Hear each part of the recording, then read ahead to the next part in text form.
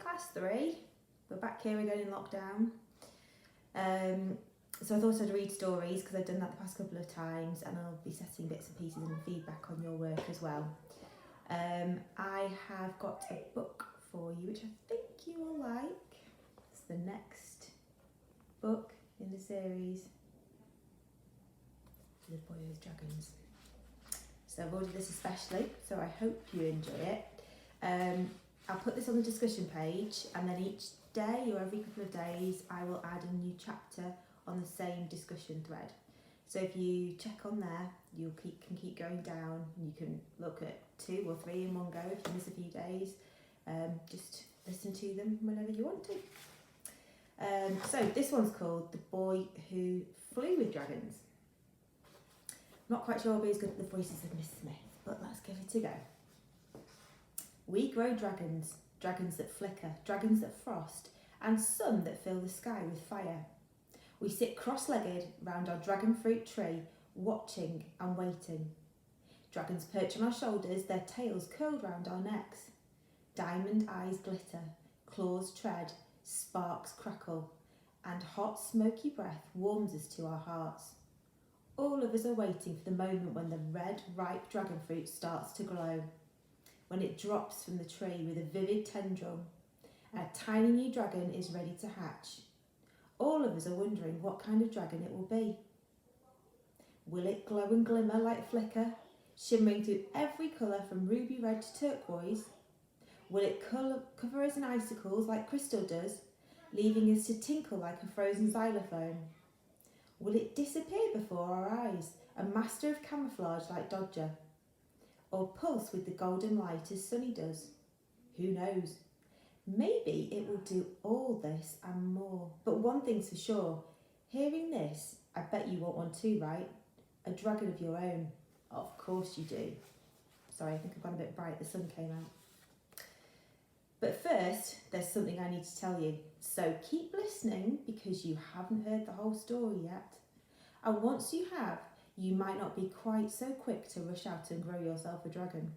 Because it's not just the mess, the flames, the claw marks, the smouldering sparks. It's not even the pyrotechnic poo. It's something even more devastating. One day, you will have to let your dragon grow. And that, my friends, is the hardest thing of all. So chapter 1 is called Starlight Flicker Bright. The first thing I noticed was that Flicker wasn't there. The comforting glow of his little body had gone. I'd fallen asleep with him nestled against me as always, but I woke up with a shiver, missing his warming breath across my chest. I rubbed my eyes, blinking the sleep away, reliving the dream I'd been having. A familiar dream that if I'd been a cat, it would be purring. Snatches of it glittered before me, a green light across the sky, a vast mountain, a rocky land below, and then it was gone. Sitting up on the bed, I saw Flicker. He was perched on the windowsill of my bedroom, and it was so bright with stars and moonlight that it looked almost like morning had come.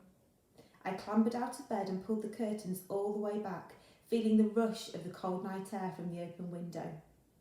Flicker fluttered out onto the ledge, lifted his head. He sent out a spray of sparks that fizzled in the air. They left a trace of a ring, like the fiery afterglow from a sparkler on bonfire night. And the glittering inside of the ring was the North Star. It wasn't the first time I'd found Flicker staring out of the window, but it was happening more often. I watched the glow fade, then reached out and touched his back. A ripple of gold shimmered under my fingers as his scales changed colour. I stared out of the window and pictured Ted, Cat and Kai curled up with their dragons. I couldn't help smiling. Together we were the superhero squad, and there wasn't much we couldn't do with dragons by our side.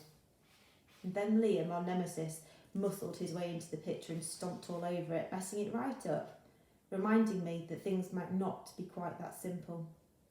You see, at the beginning of the summer, he had sneaked into Grandad's garden and got himself a dragon. I know, sneaky or what? Not only that, but when his dragon breathed on stuff, it made things grow really, really fast and really big.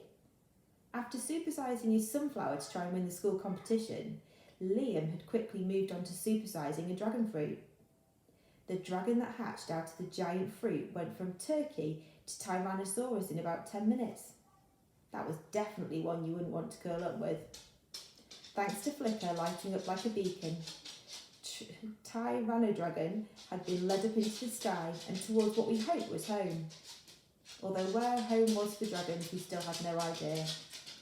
Wondering how we were going to find that out was just one of the things constantly swimming laps around my head, along with trying to guess what Liam might get up to next with the dragon he still had. The one that could still make pumpkins grow out to the side of Cinderella's carriage. I'm sorry if you can hear a tick-tapping sound. That's the dog just walked into the room. It's tick-tapping all over the shop floor. I was about to lean over and close the window when the bedroom door creaked open. I grabbed the curtain and yanked it across, hoping Flicker would stay behind it and out of sight. I was on constant red alert from Mum and Dad, especially these days. Mum is also always juggling vet work, stray animals, and my sister Lolly, like an octopus with serious circus skills. And Dad is usually locked inside his headphones bubble of music, but he even started to notice things. There are only so many scorch marks and claw scratches it's possible to hide or blame on your cat. A little messy head appeared and sighed with relief. "What are you doing, Lolly?" I whispered. "You should be asleep now. Big day tomorrow." Lolly grinned. "Me up now?" I glanced at the clock next to my bed. It was 3 o'clock in the morning. Officially, it was her birthday, but I doubted Mum and Dad would appreciate starting the celebration this early. I shook my head. "Not time yet, Lollybob. Much too early." She rumpled her face into a frown, but it quickly vanished when the curtain started bulging and Flicker found his way through the gap. He zipped over and started circling ahead, letting out little puffs of smoke. She giggled delighted, eyes twinkling as brightly as Grandad's did. I couldn't help but grin, especially when I thought of my secret. You see, ever since she tried to hatch a dragon from a pineapple and turned our lounge into a swamp in the process, I'd known that more than anything, Lolly wanted a dragon. And so with the latest crop of dragon fruits red and ripe, I knew I could give her the best birthday present ever. It was time for Lolly to have a dragon of her own. So chapter 5 tomorrow is called The Blue Tornado and the Not So Early Worm. See you then.